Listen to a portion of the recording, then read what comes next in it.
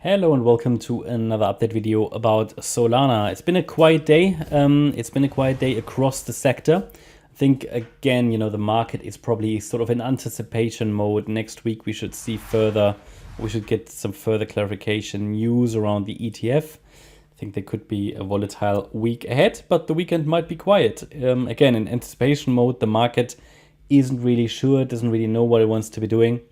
But yeah, let's take a look at the structure. We are taking a look only at the 1 hour chart because the bigger picture is completely unchanged, to be fair.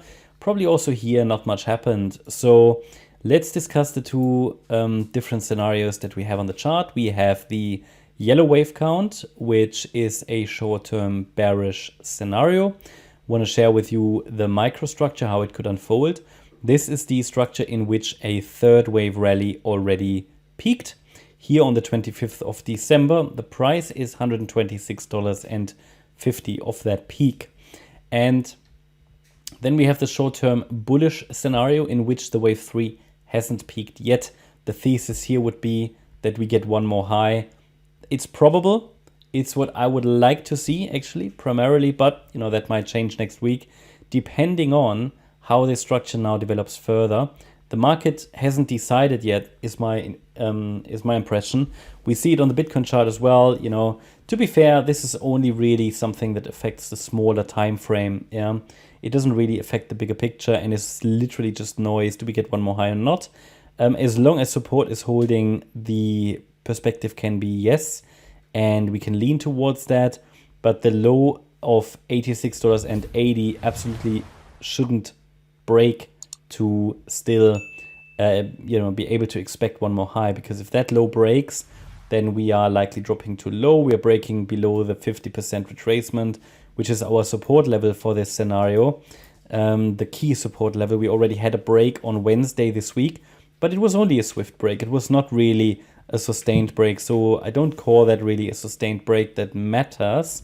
However, obviously the depth of the pullback challenges the wide scenario in which one more high could happen. Now let's talk about the short-term bearish scenario first. In this scenario, the decline started obviously on the 26th of December, 25th, and we have 3 waves down in an A wave, so that's an ABC pattern in wave A.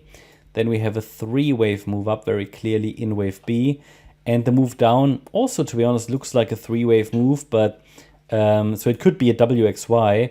I label it as ABC. It doesn't really matter.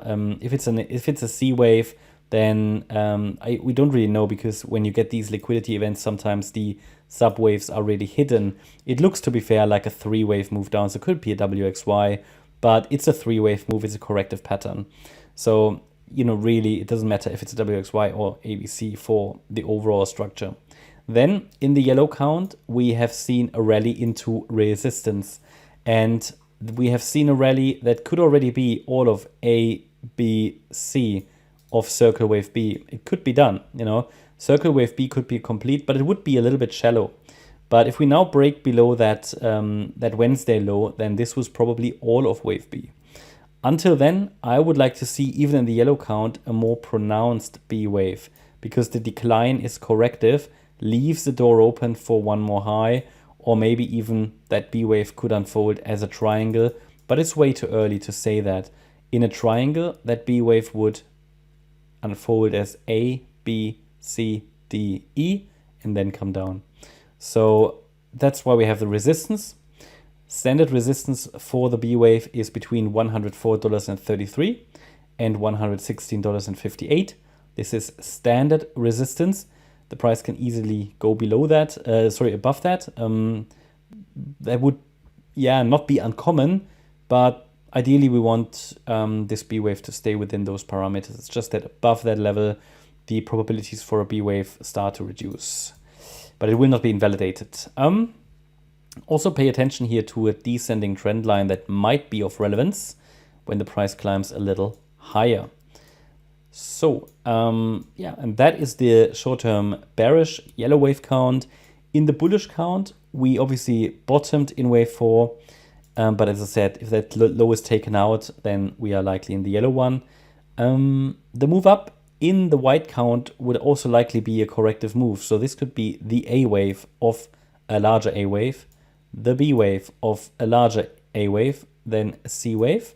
So if the next move up is impulsive, this could be the C wave, complete A. If we then get another corrective pullback, maybe a retest from the trend line above, that's wave B, and then we could get another C wave up. That would be the roadmap for the white count. Which one is going to work out? That's what the market will tell us shortly. I'm watching for possibly here another impulse. If the impulse goes above resistance, yeah, and above the trend line, then this would rather, yeah, favor the white count. If then the pullback afterwards is corrective, that would further add probabilities or increase probabilities for the white count. But this is really just short-term price action, trying to help you here to understand the overall structure here. Trading this is really tricky. I wouldn't trade the individual waves there. It's not a great trade setup. Maybe if we get a corrective pullback in wave B there in the white count, but until then, there isn't really much. The probabilities aren't very clear here on this chart at the moment, not on this time frame. That's my update about Solana. So I hope you liked the update. If you did, please hit the like button, leave a comment and subscribe. And if you really like the content, then please check out the channel membership. Also, make sure that you follow us on Instagram and Twitter for additional content. You can find the links for those in the description. Thanks a lot for watching. Bye-bye.